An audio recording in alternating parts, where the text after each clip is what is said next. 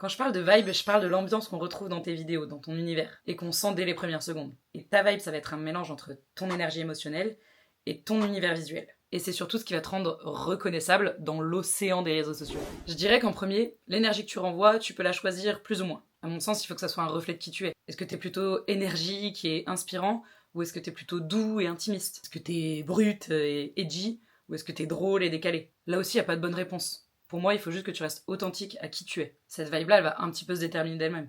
Après, en fonction de ton concept, il y a des gens qui vont aussi se créer un petit peu un personnage sur les réseaux. Je pense par exemple à Cookie Nut, c'est une créatrice qui fait des recettes de cuisine, mais toujours avec un air hyper morose, sans sourire. Mais là voilà, on est vraiment dans la création d'un personnage. Alors que si le but c'est vraiment d'être toi-même, bah reste authentique à ta personnalité et à l'énergie que tu dégages de base. Mais pour ce qui est de ton univers visuel, là, c'est toi qui choisis.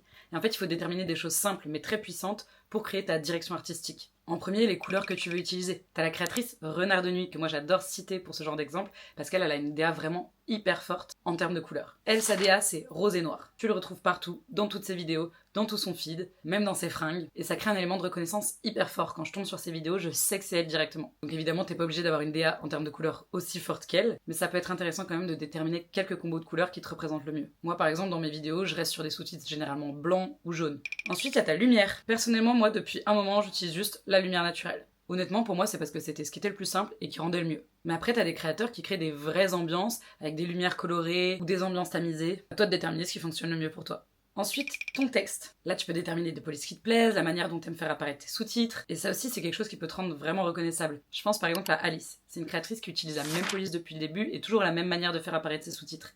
Mine de rien, c'est devenu un petit peu sa marque de fabrique. Alors pareil, t'es pas obligé d'avoir une police, une seule manière de faire tout le temps pareil. Moi par exemple j'aime bien varier, mais voilà, par contre j'ai quand même déterminé quelques polices phares que j'utilise tout le temps, ou des combos de polices que j'utilise toujours ensemble, et ça je t'invite à le faire, enregistrer quelques polices qui te plaisent vraiment, déjà comme ça tu gagneras du temps, et ça va t'aider à créer un petit peu ta DA. Ensuite, ton fond.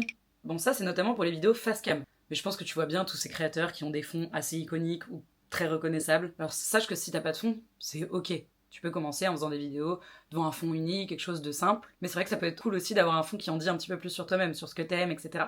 En fait, ça peut créer un lien avec ton audience sans même que t'aies besoin de parler. Moi, par exemple, dans le fond, j'ai des trucs Star Wars, donc je sais que s'il y a des gens dans mon audience qui aiment aussi, ils vont se dire « Ah, on partage la même passion !» Et enfin, on va parler de tes audios. Tout simplement l'utilisation de sons dans tes vidéos ou juste de musique. Bah ça, c'est une manière hyper puissante de faire ressortir ta personnalité. Donc tout ça, c'est seulement des indications pour te guider et poser une ambiance générale. Mais sache que ton identité visuelle, elle va sûrement changer et évoluer parce que toi aussi tu vas changer tout simplement. Et surtout au début, c'est normal de tester plein de trucs, il faut que tu te trouves. Moi-même dans mon identité visuelle, j'ai des trucs très établis, mais il y a encore plein de trucs où je me cherche encore ou qui sont en train de changer. Du coup, dans le document du module, je vais te demander de trouver 3 créateurs qui t'inspirent visuellement et pourquoi. Ils sont pas du tout obligés d'être dans ta niche, au contraire. L'important c'est que visuellement, il y ait quelque chose qui te plaise. Et je veux que tu me donnes aussi le lien de 3 vidéos dont tu aimes la DA et que tu m'expliques pourquoi. Et enfin, trouve 5 polices qui te plaisent. Que la force créative soit avec toi. La bisoche!